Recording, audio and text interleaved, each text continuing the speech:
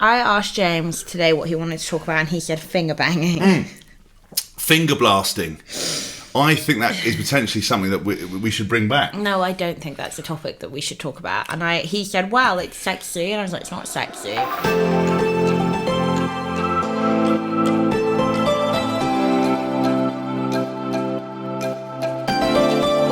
Hi, everyone. Don't look at me like that. Are we recording? Yes, you know we're recording. I don't know we're recording. Yes, we're recording. We're recording every time. We said we're recording. We're recording. James spends all of his money on microphones, cameras, technology, phones, 7 laptops, 5 iPads, and he's now decided that technology stresses him out and he doesn't like it anymore. Sorry, that was a terrible introduction to Couples Quarantine. I'm James Haskell. I'm Chloe Maidley. And welcome to Get Off Your Phone. I'm getting up the questions. Right, well, so this is episode 5 of Couples Quarantine, the organised row between me and my wife. We actually didn't nearly do this because we were having a row. But we won't go into that because Chloe's still... We will go into that. Oh, we will because go into everyone it. will shockingly agree with me. Fine, I don't think they will, but anyway. Do you want to tell everyone what we're talking about this week? Yeah, I asked James today what he wanted to talk about, and he said finger banging. Finger blasting. I think that is potentially something that we should bring back. No, I don't think that's a topic that we should talk about. And he said, well, it's sexy. And I was like, it's not sexy. I think there's a lot of people who need some advice for finger blasting. I'd like to bring finger blasting back because it's sort of, it stops when you're 15. That's the last blast you ever do. That's it. I mean, I think it's something that... Okay, well, I don't think that we should talk about finger blasting. And then I said that we should talk about the fact that we had an argument this holiday and James thought that it would be a really clever idea to get up from the table in the middle of lunch, leave, go on a mega night out with all of his single mates and come back to the hotel room at 2 a.m, which is interesting because everywhere where we are is 10 minutes away and everywhere shuts at midnight. So, that was fun, but then we decided that maybe that was a bit too personal, even though you've already gone personal, haven't you? So my point was, I don't mind if you need to clear off for like a couple of hours, have a drink, clear your head, even go see your friends, relax. But then we have dinner plans that I've been really excited about because it's my favourite restaurant in the world. Mm-hmm. You need to come back, but you were gone for the entire afternoon, evening, into the early hours of the morning, which is absolutely overkill. Like, too much, doesn't need to happen. You're an arsehole. Yeah, but the thing is that nobody's had to deal with your level of incessant chat, and you know, nobody's had to deal with your level of incessant anger. You were sitting the other side of the table, so much so you came to sit next to me to woodpecker me on that side of the table, and I said, "You please, you stop." You wouldn't Why stop. did I come and sit next to you? Because what happened when I was in the middle of talking? James does his favourite trick of, I'm in the middle of talking, we're having a discussion. He'll talk, he'll be like... It's more of a lecture hosted by Chloe Maidley. When I say this, it's coming from his mouth. James. And then puts his headphones on, and I'm like, well, hang on, I'm trying to talk, I'm trying to converse here, but the headphones are on. Yeah, and he'll just go like this with his hand. Yeah, because you're repeating yourself. You're saying the same thing over again. And then I'm like, okay, so I'll sit next time and be like, babe, please, can you listen to me? Because like this is really frustrating. I'm trying to speak, and you just put your headphones on after I listen to you for 10 minutes.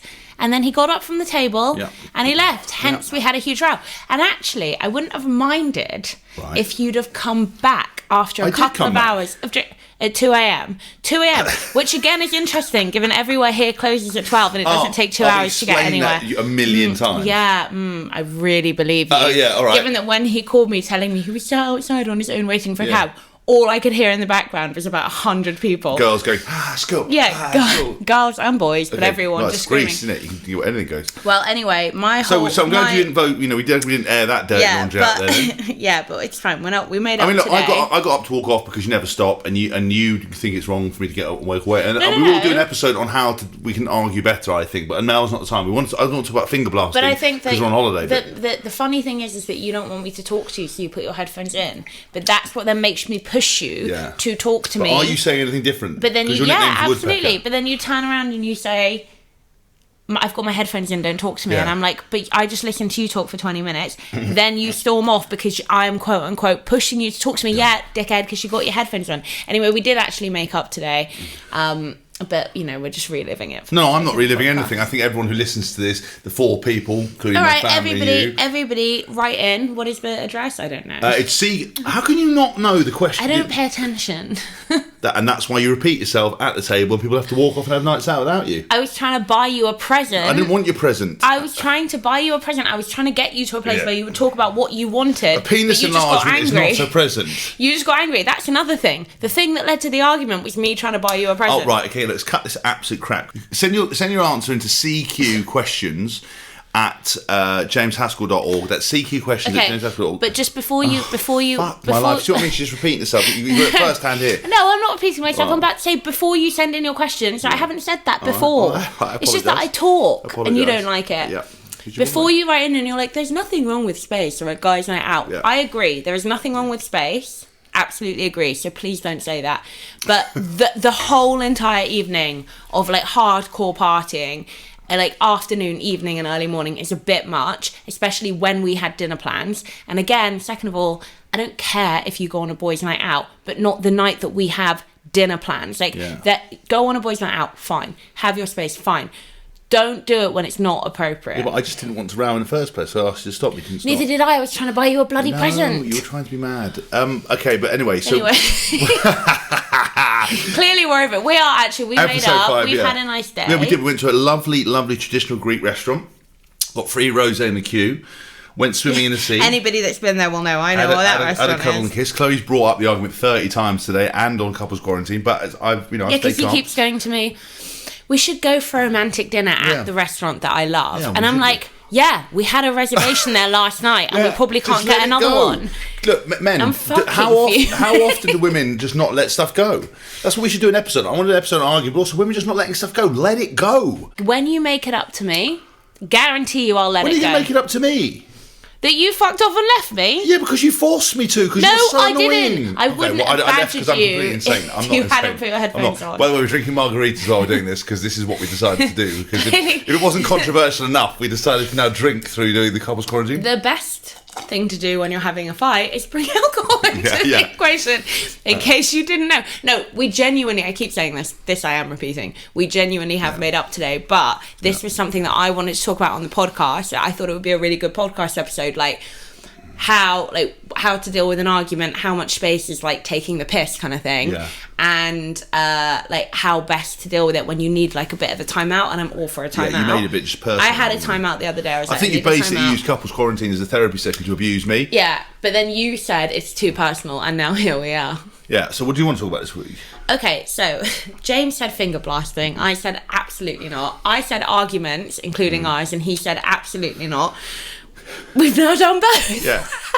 Well, I didn't talk about finger blasting. Lads. No. We're not going to go into it, but actually, from what I've heard from women, and this is a couple of lads' technique is terrible, and that there is a lot of like misnomers about thank you, finger porn, blasting. by the way. Thank you, porn, for all the chafing that we're getting, all of the bodily fluids that we don't want on us ending up on us, and Christ, what? I mean, all of the unbelievably painful actions that guys now think we like in bed because these porn stars are fake orgasming in the middle of a hellish extravaganza of porn scene filming. I don't watch porn, so I can't comment on any of this, but I imagine, the noise I hear. What do you do again every time I go training?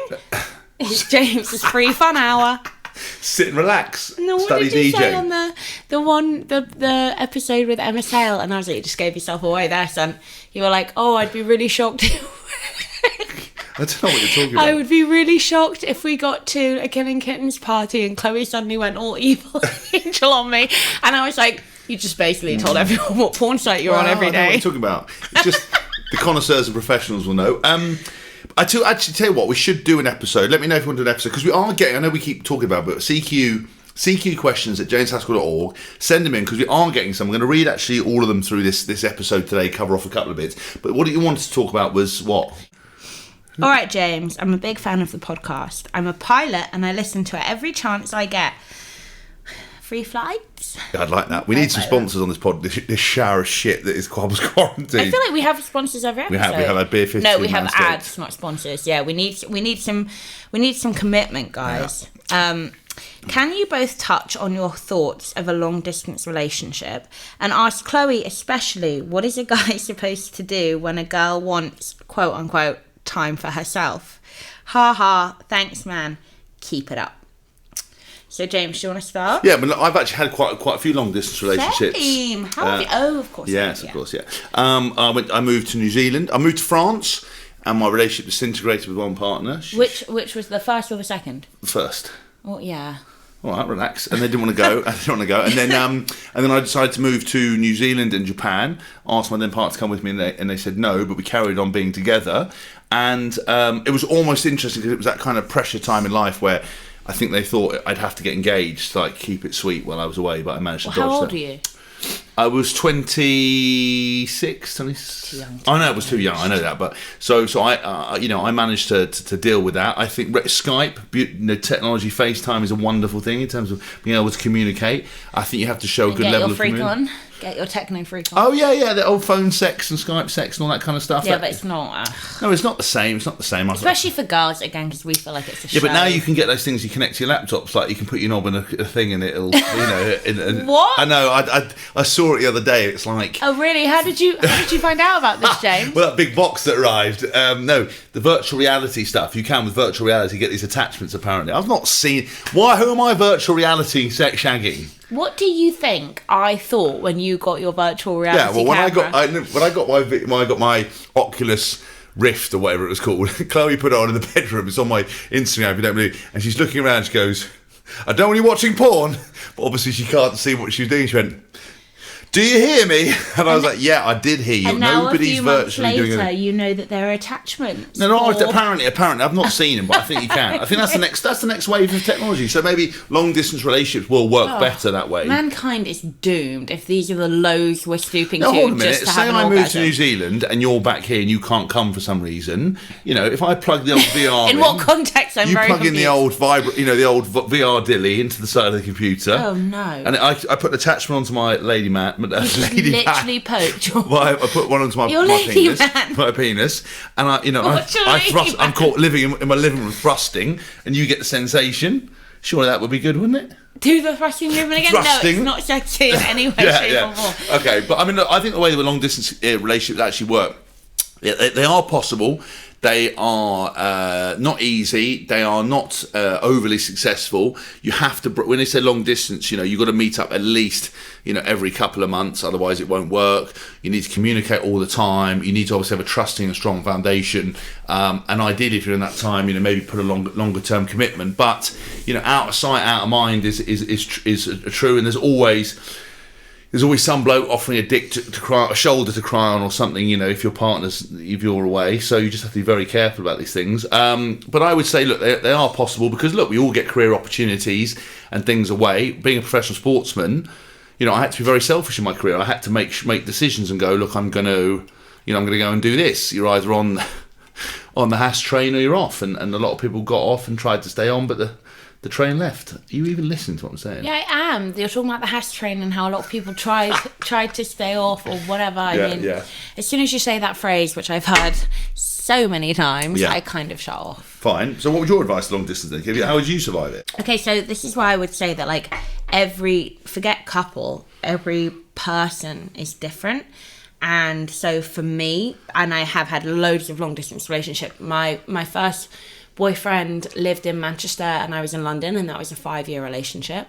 My second boyfriend lived in Leeds and I was in London, and that was a 3-year relationship. My third boyfriend, the other two were outside London and I was in London, so that's still about an hour away.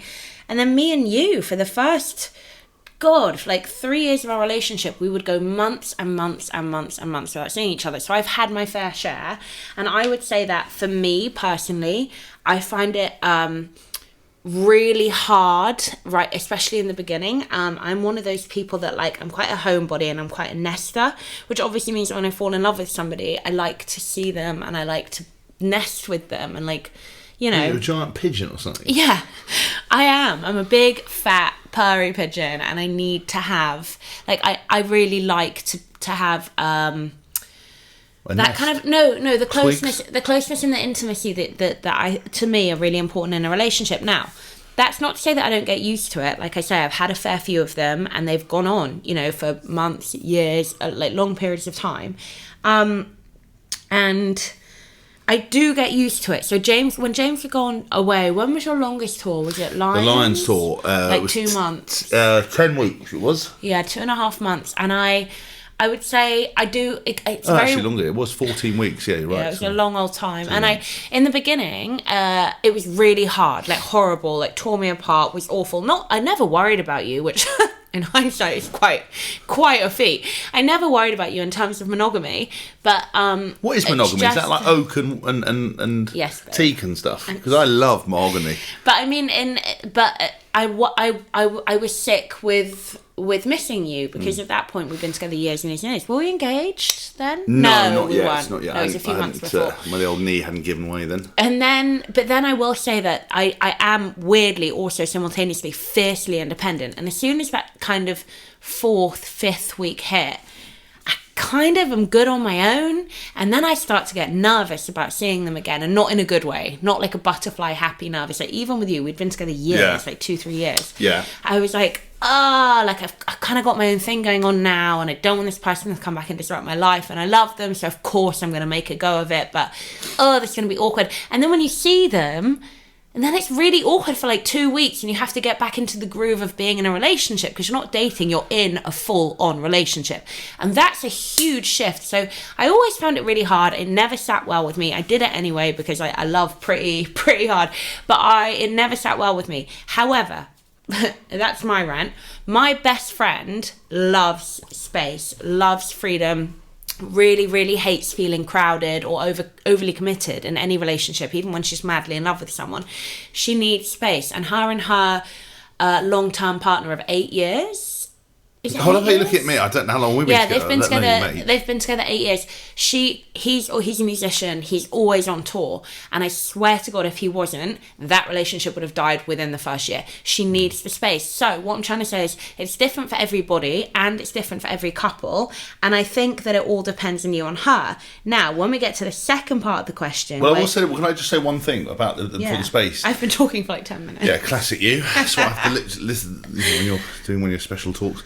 I have to say though, I think the reason our relationship survived and the other stuff I had with longer distance relationship was I already had an established relationship. We already had our boundaries, already understood what we were about, and we were already committed.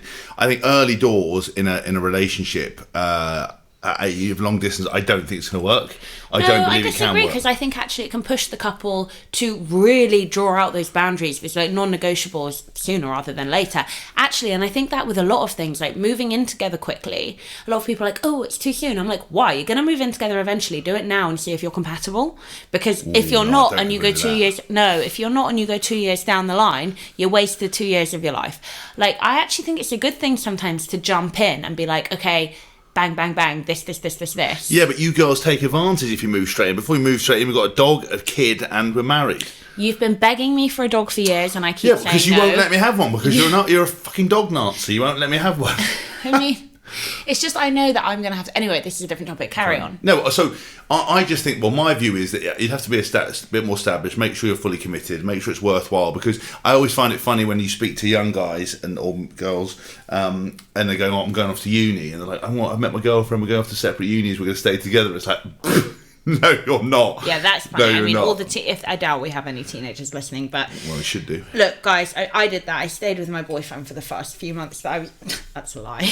Yeah, you're a lie. Don't lie to the 2 listeners, weeks that I was at uni. Listeners and viewers. 2 weeks that I was at uni and then... No. Yeah, and then fell apart. Yeah, so I don't think that works. But I do think the long distance thing is definitely possible. Communication, modern technology really helps. I think checking in all the time. And actually, interestingly, what Emma Sales said on our episode the other day, the little text messages, just thinking of you. You know, I started texting you, didn't I? Text you going, you got a fit bum and stuff. No. I did. I sent you one text saying you look fit today, you got a nice bum. Yeah. I didn't get anything back though. I got a text message going, new number, who this? And I was like, it's me, Chloe. I was sitting across the room, so that didn't work. But I think FaceTime, Skype can really help.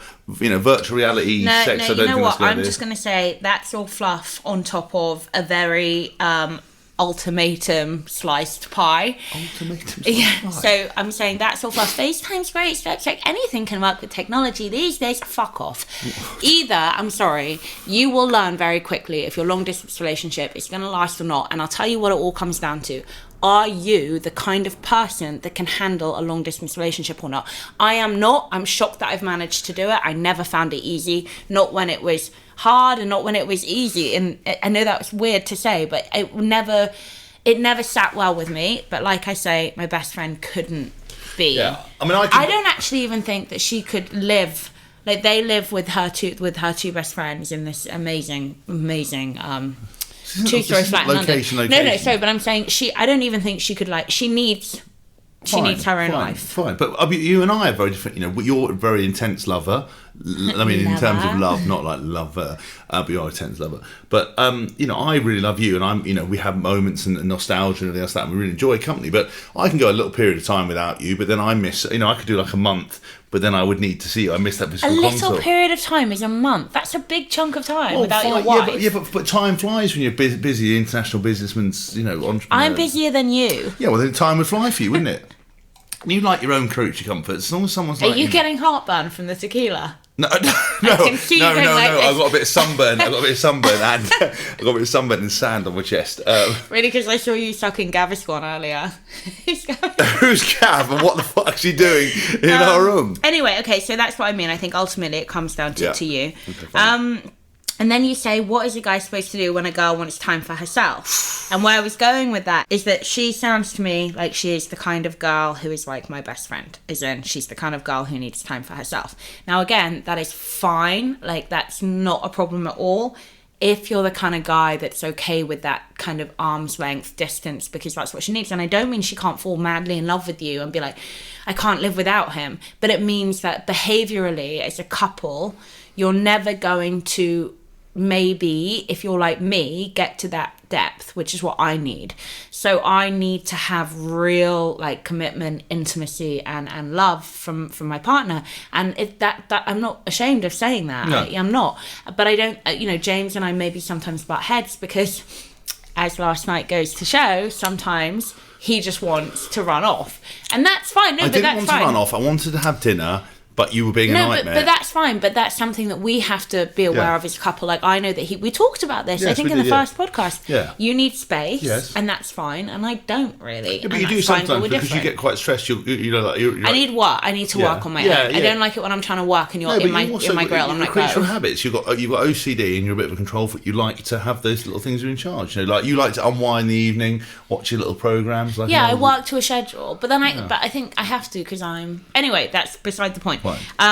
But yeah, I mean, so I would say that ultimately all it comes down to is you need to have a think about whether or not you guys are compatible. And that's all I'm trying to say. Right. And actually, it's not the end of the world if you're not. You can still make it work. James and I aren't particularly compatible and we make it work and we're pretty good. And my parents are completely incompatible and they make it work. I think we're more compatible than you think, but I do think our differences also balance us out. You know, if I was the same as you, I don't know what would happen. We'd be like Thelma and Louise, end up driving off the side of a cliff. But I think the space thing's an interesting one because that is always a precursor, I feel, to getting the shepherd's crook and getting, you know, yanked out. I think, you know, look, you're obviously maybe coming on a bit strong if the girl says she needs a bit of space, or maybe she needs to take a minute. Time to myself. Yeah, time to yourself. Fine, but maybe that she just needs to like factor in how serious the relationship is. Give her a bit of time. But also, don't hound her. If you're a pilot, I mean, I don't know. I don't want to presume that she's in the same industry as you, but I do know a couple of pilots. I do have like an inside scoop on how this all works, and I'm pretty sure you guys all intermingle. Are you accusing pilots of shagging each other? No. I just mean air crew. Oh. Cabin crew. I mean, I know I'm not calling a pilot cabin crew, but you know what I mean? Yeah. Like people in this industry. Yeah, what am I trying to say? Aviation industry. Yes. Do tend to. I do know a couple of pilots, and they do tend to put the uniform on and go and. Yeah, I mean, why would you not? Come on, it's a good uniform. So we put that question to rest. We think it can work, but you know, down to the individual. Down to the but what I'm saying structure. is, sorry, where I was going with that is that I think it's interesting. You think about the kinds of people that would go into the travel industry in that they are literally traveling. I wonder if it's not a type of person that is a bit of a free spirit, that is a bit of a nomad. Yeah. And that maybe if you're the kind of person who happens to fall into that industry and you're not like that, and you actually weirdly happen to be a bit of a homebody, I can see how this could happen time and time and time again. You know, yeah, in the performers world, they're all free spirits, they're all pretty fluid. And when you find someone who's really monogamous and like has like their eye on a family and a marriage and it can go horribly wrong. Yeah, fine. All right. I think you're painting a bit of a negative picture there. No, I'm not. I'm just saying maybe your ideal partner, if I am right and she is in the aviation industry, maybe a more appropriate partner for you would be literally on the ground. Right. If that makes sense. Okay. Yeah, I feel like we talked that, I talked that one to death. Yeah, it's fine, but I think you came up with some good conclusions. That's the whole point of couples quarantine, to get a male perspective. And I think it works, but I think your relationship's got to be established. But anyway, what's the next question?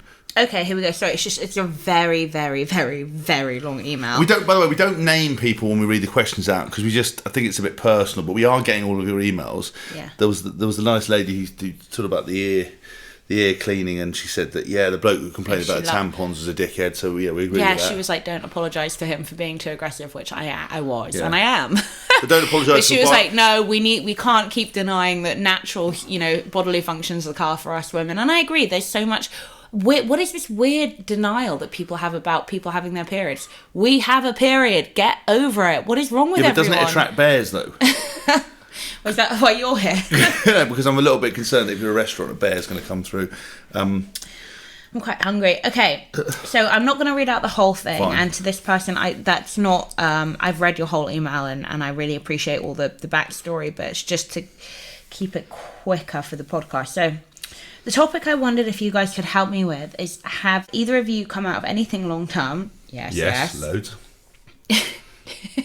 And your hand is on your hip. Yeah. Loads. Ready to solve himself. And how do you know when the time is right to move on and meet new people? I actually have a scientific, data-filled answer for this, but you go first. Well, no, you hit them with the science. No, you go first. No, I mean, look, when it's the time to move on, I think it's very hard to break up with people. It's very hard to separate. A lot of times you're in a long-term relationship. It's almost familiarity that keeps you together. Yeah. It's almost comfort. Scared of safety, scared of the will I ever feel like this again? Will I ever be happy again? Is there another person for me?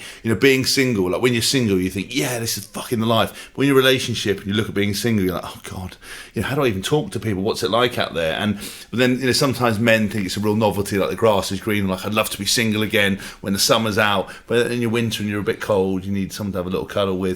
It's a difficult situation. The grass is greener either which way. Look, my thing, the reason why I marry Chloe, and it's a simple equation. It's not based on any science other than James Haskell science, which is recognised in some universities as better than actual science. No university, the University of Douchebag. Is it basically? Clearly, I'm still fuming. No, you're such a bitch. It's basically if your life is better with that person than without them, they are the right person for you. Forget about the extra trimmings of being like, they could be better looking, better, etc., etc. Excuse me? I'm not saying you could be fitter. I just mean that there is always areas that you could always improve on in people. I always quite like relationships a bit like a game of poker. If you feel like you've got the best possible hand, you should save it, because you can always think, if I fold those cards, I might get a better hand, I might get a royal flush, I might get a straight or whatever, when actually what you had was the best for you. Yeah. So that's my version. You couldn't be any more beautiful than you are, so that's not what I'm saying. No, I could be more compassionate. That's probably my biggest work on. You could be really less annoying, but that's your work on.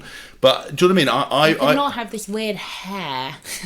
but I think for me, it's you've got to look at your relationship, and if your life is not better with them, if they're bringing you down, if they're negative, I think in life it's really important to surround yourself with positive people to help you achieve your journey, and you need someone to support you. And it's undeniable that everything Chloe does is about trying to help me and support me, and that makes my life really easy, and it's allowed me to achieve a level of success. And I push Chloe to be successful in her own life, and she is incredibly successful with nothing to do with me. But the point is that we benefit each other in those ways. I think if you want to really enjoy life, you need someone who is positive, upbeat, and makes your life better. If you are a dreamer, then you need someone to ground you, vice versa. So that's my equation. And if any of those boxes aren't ticked, it's time to move on, however difficult it seems. But it's certainly the right thing to do, I think. Okay, so just So I feel like you're saying that you have come out of a relationship already. Long-term relationship, and I'm sorry, because if you don't want it, it's very, very, very, very, very, very painful. And I think everybody knows, you know, everyone says this really cliche sentence, like, there's so many songs and films and books based on heartbreak, but when you're really going through it, it almost feels like it's underrated how painful it can be, and it can be really, really painful. And actually, the chemicals in your brain and the way that your body physiologically responds to going through a breakup is like coming out off an addictive substance. It's very, very real, and if you look at the science behind it, like, it's horrible, and it takes a while. I mean, the worst breakup I ever had, it took me nearly a year, if not a full year, to get over, and that's a year of horrific, like, just pain. It was just awful. So much so, actually, that they did a study in America where they gave a group of people, and there's a TED Talk on this, guys. Look at TED Talk. I can't remember the guy. He's phenomenal. Ted? Yeah, Ted the scientist. But he is I think he's a psychiatrist, because he's well versed in medicine as well as psychology, and he talks about, they did a study and they gave people Tylenol, which is quite a high strength American over the counter painkiller, but it's a high strength painkiller, and it reduced the pain that they reported feeling after going through a horrible breakup, which, I mean, there are more studies beyond that, but it just goes to show that it does have like a domino effect on your physical well-being. But try and find that TED Talk. I can't remember what it's called, but just Google TED Talk heartbreak and it'll come up if you're interested. It really helped me when I was going through a horrible breakup. And the truth is that, again, data and studies would show that actually it's very, very hard to get over a previous relationship and a past love until you meet someone new. So what that basically means is that having those withdrawals is a very real thing of those feelings, and it's incredibly hard to then after that, once you have withdrawn and you're kind of in a good physiological space, then you sentimentalize, as we all know, and you become very nostalgic about the relationship, and you forget everything bad that happened, and you think about and you remember everything good that was, and you put this thing on a platform, and it's all you can then mentally, psychologically focus on. But then it doesn't really stop. It's kind of like a runaway train until you meet someone new. And that's what evidence goes to show. So this is why it's so important when people are like, you need to get back out there. And I don't mean when you're in that state of withdrawal, which will probably take a few weeks or a few months. Not then, that's too soon. But get back out there, get back on the horse, because the whole thing is that it will get easier when you meet somebody new. So, but also when you do start, I think, getting out of the relationship, you're in a constant comparison mode, which is a nightmare to be in. Yeah. So the whole idea of, to lads to each other, right, just go out and bang everybody, just get back on the horse, it's actually not particularly fulfilling, and I don't think it's the right solution. You're better off focusing on, I think, if you come out of a relationship for the right reasons, as we talked about, that your life is not better with them than without them, that you need the right kind of characters to help you be the best version of yourself, and you certainly make me the best version of myself. Like, I am much more compassionate, much more kind. People comment, I'm just not so aggressive with the crap chat all the time. That I'm much more understanding and have a bit of more of a softer side. Sort of like an armadillo, hard on the outside, soft on the inside. I think we used that joke already. I'm repeating myself, yeah. But I think. I also think you shouldn't get into the thing of comparison. I actually think when you come out of a breakup, you need to focus solely on yourself and your self-development. Be the best version of yourself and love, and the next person will come before you know it. I totally agree with that. And when I met you, I'd just gotten out of that horrible initial phase of withdrawal, and I had no interest whatsoever in speaking to you, spending time with you. I didn't want to know, like, in a romantic way. I was like, oh, this person could be really fun to be friends with, because we got on right off the bat, even though I kind of also simultaneously hated you. We did also get on. Just so offensive with all your chat. I was just like, oh, I don't know about this guy. But I also was like, oh, I could be friends with him. But I had no interest. But I agree with you, and you're completely right. And I've been through that too. But what I'm saying is that if you're actually through that withdrawal phase, is what I'm saying, where you're like, oh God, and like I say, that could be a few weeks, a few months. And then you're kind of hanging on and like sentimentalizing the relationship or this person. A very good strategy is to start dating, because you'll very quickly realize that, life moves on and there is nothing that's unless you go for the wrong type of person. So say, because men are quite not materialistic, but what's the word? Surface, right? You know, there's nothing worse. And we've got a friend that that I think we want to get him on the show. We won't mention his name, but he goes to the same type of girl every single time.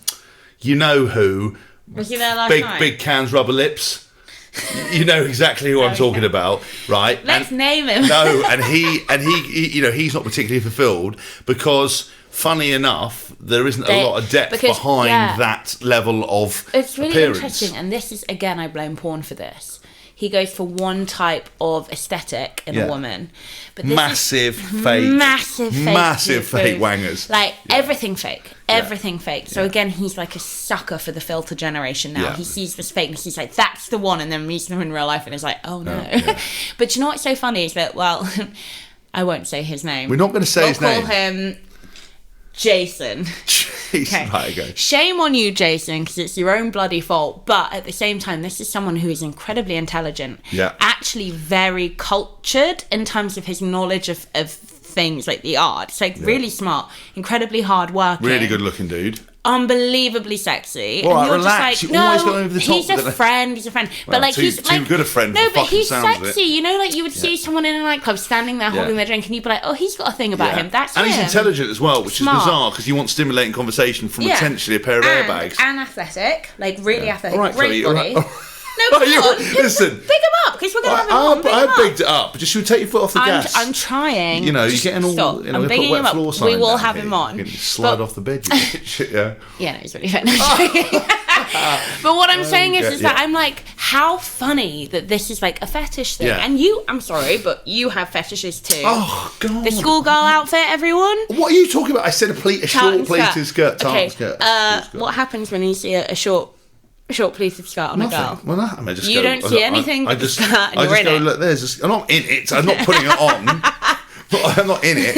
I go, oh, I wonder if she's good to chat to. So much so. Should we tell the story? The guy that we're talking about broke up with an ex-girlfriend, and the ex-girlfriend was so fucking smart. Love a girl like this. I'm like this. Just randomly happened to show up around about where he worked, wearing the sluttiest outfit ever. Like, I'm talking like knee highs, the shortest tartan skirt you've ever seen. And he was like school, what? like white shirt, a buttoned at the top, with huge wangers hanging out. Yeah, huge wangers, like black lace bra. He like filmed it behind his desk at work and filmed her and sent it to James. James, of course, showed it to me. And was like, what the fuck am I meant to do with this? Guard. Who the hell's that bird? My friend's bird. Matter of days before they're back together. So much so that we now call him U-Turn. Yeah, U-Turn, you know who he you was are. Like, never getting back with her. And then it was like, she showed up in a tartan skirt. And James was like, fair play to her. And I was like, You've got to respect that. She merged both of your fantasies. But it is interesting that, if you go, when you come out of a relationship, if you go for that gratuitous look, you've got to ask, is there a lot of depth behind it? I'm not saying that there's ladies out there with huge breast enlargements and lips that aren't super intelligent at saving lives and are really good people. No, look, I ain't got nothing against that. First of all, the reason I haven't had my boobs done is because I happen to be a big fan of the shape of my boobs, right? And I don't want to mess it up. Perfect boobs. No, I don't want to mess it up. No, and that's what I've said. I've told you that. You don't tell me that. I tell you that. I simultaneously would really like them to be bigger. So at the same time, I'm like, well, it's like a gamble for me, but I wouldn't not do it. And I did have my lips done, and it went very, very wrong. I told you not to do that as well. I said don't enhance yourself. And I had to have them dissolved. Fuck off. I had to have them dissolved. Ergo, I've never done it again. Yeah. But what I'm trying to say is absolutely no judgment. Like, and also, I broke my nose twice growing up because I'm such a tomboy, and I just kept doing stupid shit and breaking it. Yeah. And I was really insecure about it, and I swear to God, you're the only person I knew you could smell around corners with your nose. In it, Jared. James used to call me Jared Depardieu. No, I called her Gerard Depardieu. Yeah, he's horrible. Oh, it's only a joke. And she went with him next week. No, that was I sorted my nose out. I've got a nose job. I was like, whoa, when banter goes wrong. So then, I'm so happy I did it. So then I got it fixed because I never wanted to be that girl that had a nose job or had plastic surgery. So I never did it. I swear to God, it was the best thing I've ever done. So anyway, we should actually do an episode. Long way. I will. Long way around me saying, no judgment if you had plastic surgery. But what we're talking about, this is a fetish. This is the only woman he will speak to, and that's a bit. Yeah, but that's ridiculous. But I think if you come out of a relationship, you're a bit sensitive, and you're hit with that, where it's it's got a Rolls Royce chassis, but absolutely Ford KA engine, you're not going to get that depth, then you'll start pining after your ex. So I think you need to be careful. I do agree with you, getting back on the horse is important, but I think people coming out of relationships should not worry about the next relationship. They should focus solely on themselves. Like, develop yourself better, get yourself in better shape, make yourself happy at work, sort relationships out with friends and family. And if you're flying high, your confidence is skyrocketing, you're performing at work, you've got cash in the bank, someone right will come along. If you go, do you know what, I'm all about trying to find another partner, I need to find love. I meet women all the time. Sorry. I meet women all the time in our group of friends of different people who don't have men. And they're so hell-bent on finding a partner that's their only thought process. But if they spent less time thinking about it and more time on self-development, shit takes care of itself. One comes before the other. No, that's true. Like, I have a really good friend of mine who's like single, and she's not working right now, and I don't know. I think you're probably, and she's very, very obsessed with finding a partner. And we've had this conversation, so I'm not being a dick. Like, we've had this talk multiple times in big groups of friends. It's like, I agree with you. I think the best thing I did after my last horrible breakup when I met you was, it was horrible. Win the lottery from the fucking sounds of it. It was horrible, and I got over it. But when I met you, I actually was in a really, really good headspace. I was in the best shape I've ever been in.